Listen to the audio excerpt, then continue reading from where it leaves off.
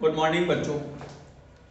जैसे कि अपन class 12th में चैप्टर 4 पढ़ रहे हैं जिसका नाम है रासायनिक बल की केमिकल काइनेटिक्स। उसमें मैं अभिक्रिया की दर को बढ़िया पढ़ाया हूँ। उसके बाद आपको मैं उसमें पूरा अभिक्रिया की कोटि एवं अभिक्रिया की आणविकता ये सब चीज़ों को मैं आप लोग को बता दिया हूँ। ठीक है, तो मैं आज आप लोग को शून्य कोटि अभिक्रिया और प्रथम कोटि अभिक्रिया के बारे में मैं आज आप लोग को बता रहा हूं। तो आज का मेरा है zero order reaction. Zero order reaction या यूपी क्वेश्चन है, पेपर में आता है। शून्य कोटि अभिक्रिया किसे कहते हैं? What is zero order reaction? तो जीरो ऑर्डर रिएक्शन आप उसको बोलोगे वे संपूर्ण रासायनिक अभिक्रिया जिसकी दर मतलब आगे बढ़ना, वे संपूर्ण रासायनिक अभिक्रिया जिसकी दर उस अभिक्रिया में भाग लेने वाले क्रियाकारकों की सांद्रता पर निर्भर नहीं करती, उसे जीरो ऑर्डर रिएक्शन कहते हैं। देखो, पहले परिभाषा में बताता हूं, फिर उसके बाद मैं आपको एक्सप्लेन करूंगा। शून्य कोटि अभिक्रिया किसे कहते हैं? वे संपूर्ण रासायनिक अभिक्रियाएं जिसकी दर रेट उस अभिक्रिया में भाग लेने वाले अभिकारकों की सांद्रता पर निर्भर ना करे, तो उसको कहते हैं शून्य कोटि अभिक्रिया। फॉर एग्जाम्पल बताइए सर। चलिए, तो मैं आप लोग को एक चीज बता रहा हूं प्रैक्टिकल, जैसे मैं ट्यूशन पढ़ाता हूं बिल्कुल वैसी ऑनलाइन भी क्लास लेता हूं। मैंने टेस्ट ट्यूब में सॉल्यूशन को डाला, वो कलर चेंज नहीं किया। कलर चेंज नहीं किया मतलब रिएक्शन स्टार्ट नहीं हुआ। मैंने दूसरा सॉल्यूशन को डाला, दो लोग मिले तो कलर चेंज हो गया। कलर चेंज हो गया मतलब प्रोडक्ट बनना चालू हो गया। तो इसका रेट दर दो लोगों पे डिपेंड है, तो this is A second order reaction.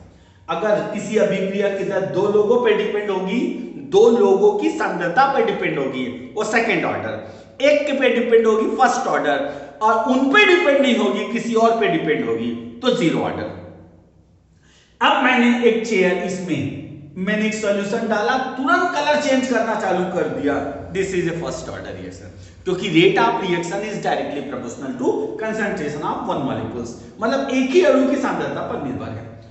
अब मैंने क्या किया, ध्यान से देखते जाना। मैंने यहां पे सॉल्यूशन को डाला एक टेस्ट ट्यूब में, फिर डाला, ऐसा करके डाला, काफी समय तक सेक किया, सारा कलर चेंज किया ही नहीं। लेकिन मैं उसको लेके बाहर धूप में चला गया। जैसे ही मैं धूप में चला गया, वो रिएक्शन स्टार्ट कर दिया। मतलब कुल मिला के ये जो अभिक्रिया है अभिकारकों पे डिपेंड नहीं करता, किसी बाहरी फैक्टर पे डिपेंड करता है, वो जीरो ऑर्डर। जैसे मैं अपनी कोचिंग क्लास में पढ़ाते रहता हूँ, बच्चा को बोलता हूँ कि जैसे बेटा मम्मी आपके भोजन बनाते हैं, चावल डाले और पानी डाले, तो बच्चों से पूछता हूँ कौन सी कोटि, तो अधिकतर बच्चे द्वितीय कोटि बोलते हैं। तो मैं बोला हूँ चावल आपने डाल दिया, पानी डाल दिया, तो क्या भात बन जाएगा क्या? जब तक उसको आग में नहीं रखोगे, मतलब भात का बनना चावल पे डिपेंड नहीं है, भात का बनना पानी पे डिपेंड नहीं है, वो हीट पे डिपेंड है। This is A called zero order reaction. अब ये बताओ, फोटोसिंथेसिस की क्रिया, प्रकाश संश्लेषण की क्रिया पेड़ पौधे करते हैं। जमीन के नीचे से वो पानी लेते हैं, ऊपर से कार्बन डाइऑक्साइड। चाहे वो जितना पानी ले ले, चाहे जितना कार्बन डाइऑक्साइड ले ले, जब तक सनलाइट नहीं पड़ेगा वो भोजन नहीं बनाएगा। तो मेरे ख्याल से मेरे सारे बच्चों को ब्रेन में क्लियर हो गया होगा कि ऐसा रिएक्शन होता है, लेकिन रिएक्टेंट पे डिपेंड नहीं करता, मतलब वहां के अभिकारकों पे डिपेंड नहीं करता, किसी बाहरी फैक्टर पे डिपेंड करता है, वो कहलाती है शून्य कोटि अभिक्रिया। तो अब जैसे एक एग्जांपल भी हम देते हैं, H2 + Cl2, हाइड्रोजन और क्लोरीन को जब मैं मिला के रखता हूं तो इन लोग क्रिया करते ही नहीं, तो इनको हम लोग बोल देते हैं नो रिएक्शन। लेकिन अगर हाइड्रोजन और क्लोरीन में अगर प्रकाश की किरण डाली जाए तो HCl का बनना प्रारंभ हो जाता है। आप एग्जांपल भी दे सकते हो आपके एग्जाम के लिए कि उपरोक्त अभिक्रिया से स्पष्ट है, उपरोक्त अभिक्रिया से स्पष्ट है हाइड्रोजन और क्लोरीन आपस में रासायनिक क्रिया नहीं कर रहे हैं, लेकिन प्रकाश की किरणें डालने पर वह HCl का निर्माण कर लेते हैं। अर्थात HCl का बनना ना तो हाइड्रोजन पे डिपेंड है ना तो क्लोरीन पे, वो प्रकाश पे डिपेंड है, तो उसको हम लोग कहते हैं जीरो ऑर्डर रिएक्शन। क्लियर बेटा? अब इसका डेरिवेशन देखना। डेरिवेशन, तो डेरिवेशन में मैंने ए लिया, एरो मैंने प्रोडक्ट किया, तो आराम से देखते जाना। इसकी प्रारंभिक मात्रा ए है और ये जीरो, कब? T0 था। अभी जब हम चावल को डाले हैं तो भात तो बना ही नहीं है, ठीक? तो भात बन चुका, x भात बन चुका, तो नंबर ऑफ चावल कितने बचे? a minus x. ये t बराबर t जब समय चालू हो गया है तो अब सुनना, अभिक्रिया की दर समानुपाती हो गया, समानुपाती क्रिया कारक की सांद्रता, क्रिया कारक की सांद्रता, लेकिन t समय पर, तो क्रिया कारक की सांद्रता a माइनस एक्स है, उसकी पावर जीरो। अभिक्रिया की दर को हम दर्शाते हैं del X upon del T, a minus X की पावर जीरो, क्योंकि वो प्रथम कोटि अभिक्रिया है, जीरो कोटि अभिक्रिया है। तब answer del X upon del T बराबर k, a इसकी वैल्यू 1 हो जाती है। अब इसको मैंने यहां ट्रांसफर किया, del X is equal to k del t, समीकरण 1। अब समीकरण 1 का समाकलन करने पर, समीकरण 1 का समाकलन करते हैं, समाकलन इंटीग्रेशन, तो integration of del X is equal to k integration of del T.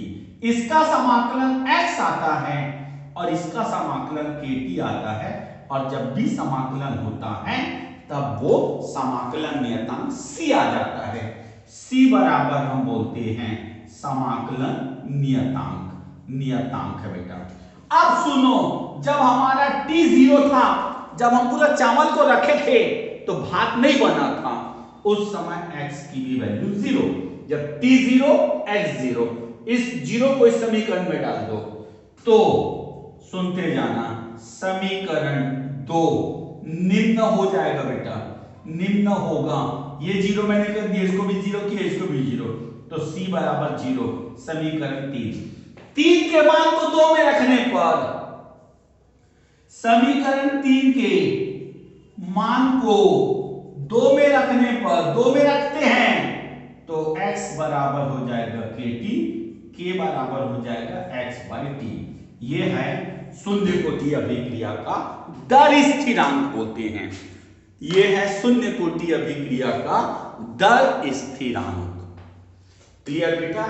तो ये मैंने आप लोगों को जीरो ऑर्डर रिएक्शन का रेट कांस्टेंट मैंने बता दिया, रेट कांस्टेंट। क्लियर बेटा? ये है, ठीक। अब उसके बाद हाफ लाइफ पीरियड, अर्ध आयु काल, हाफ लाइफ पीरियड, अर्ध आयु काल, अर्ध आयु काल, half life period. What is half life period? किसी रासायनिक अभिक्रिया का वह समय, किसी भी रासायनिक अभिक्रिया का वह समय जिसमें अभिकारकों की सांद्रता अपनी प्रारंभिक सांद्रता की ठीक आधी हो जाए, उस समय को बोलते हैं अभिक्रिया का अर्धायु काल। जैसे मान लो मैं बोल रहा हूं, मैं 12 महीने की क्लास आपसे ले रहा हूं और एक दिन में मैं आपको एक चैप्टर पढ़ा रहा हूं, 10 और 12 चैप्टर है, तो छठवां जो महीना होगा उसमें अपना आधा कोर्स हो गया रहेगा, तो उस छठवें महीने को हम लोग हाफ लाइफ पीरियड बोलते हैं। मतलब एक ऐसा समय जो अभिकारकों की सांद्रता है उस समय में ठीक आधा रहे, अचानक वो समय बीच में आता है, उस समय को बोलते हैं अर्ध आयु काल। ठीक है बेटा?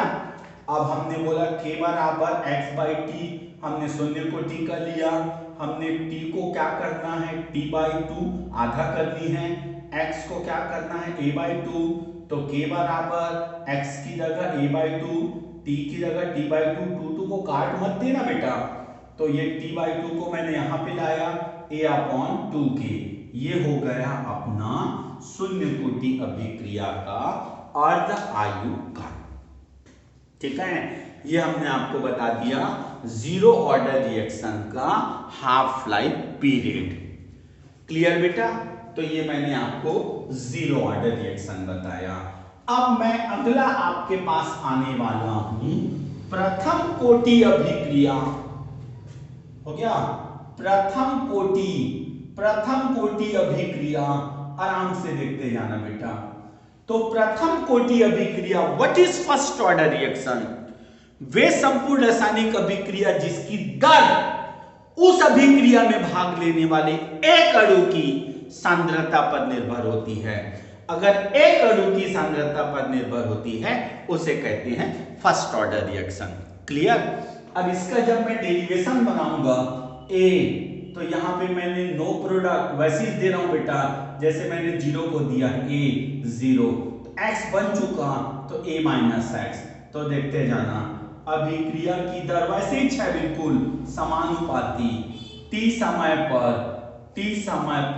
सांद्रता, टी समय पर सांद्रता ना, जब रिएक्शन स्टार्ट हो जाए तब की कंडीशन में है, टी समय पर सांद्रता a माइनस एक्स है, तो answer del X upon del T is equal to K A minus x. अब इसको जीरो नहीं कर सकते ना। और आप लोग को पता है जब भी समाकलन करना होता है सांद्रता को एक साइड ले आते हैं, ये भी सांद्रता है, इसको नीचे लाते हैं, तो del X upon A minus X is equal to K del T. समीकरण जैसे आपको जीरो ऑर्डर में बताऊं वैसे ही है। अब आप समीकरण एक का आप समाकलन करो, इंटीग्रेशन आप, तो del X upon del T is equal to K del T. हो गया? के डेल टी।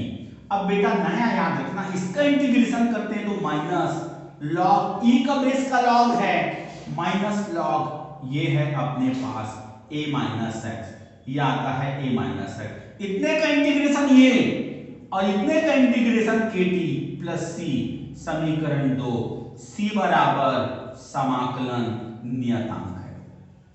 क्लियर?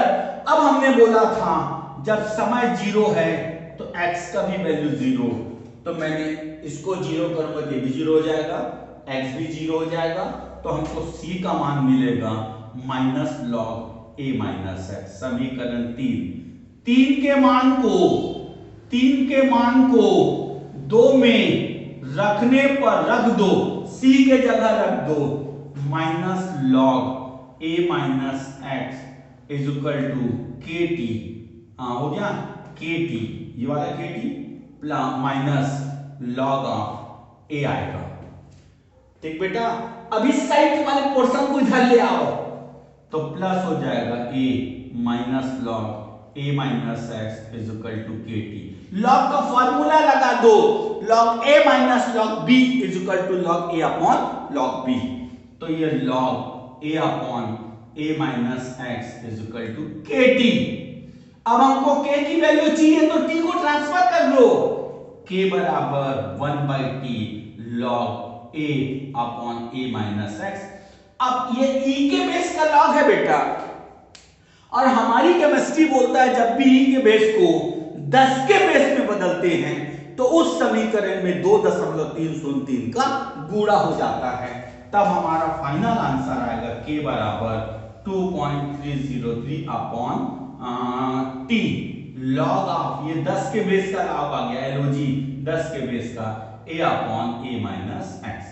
ये है हमारा प्रथम कोटि रासायनिक अभिक्रिया का दर स्थिरांक। ठीक है बेटा? ये हमारा आ गया प्रथम कोटि अभिक्रिया का दर स्थिरांक। इस वीडियो को बार बार देखना, आपको रट आ जाएगा।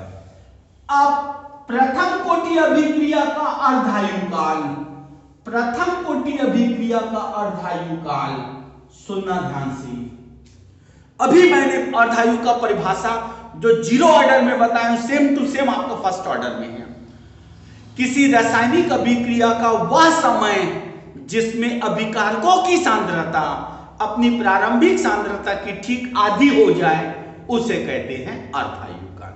तो लेकिन वहां जीरो ऑर्डर में लिए थे, यहां फर्स्ट ऑर्डर में, तो k बराबर 2.303 upon T log of a upon a minus x.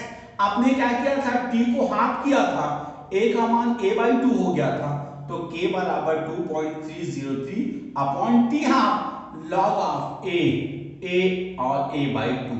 इसको मैं घटाऊंगा तो a/2 बचेगा। k बराबर 2.303 upon t half log of a/2 बचा, a/2, a और a कैंसिल हो गया, 2 पर चल दिया, k is equal to 2.303 upon t half log of 2। t half को इधर ले आओ, t half is equal to 2.303 upon k into 0.3010। ये लॉग का मान है बेटा, जब इन दोनों का मल्टीप्लाई करोगे तो k बराबर और t हाफ बराबर 0.693 अपॉन k। ये है हमारा प्रथम कोटि अभिक्रिया का अर्ध आयु काल। ठीक है बेटा, ये है हमारा प्रथम कोटि अभिक्रिया का अर्ध आयु काल। क्लियर बेटा? तो मैं आज आप लोगों को शून्य कोटि अभिक्रिया और प्रथम कोटि अभिक्रिया की पूरी डिटेल्स बता दिया बेटा। ओके, पढ़ते रहो। गुड नाइट बेटा।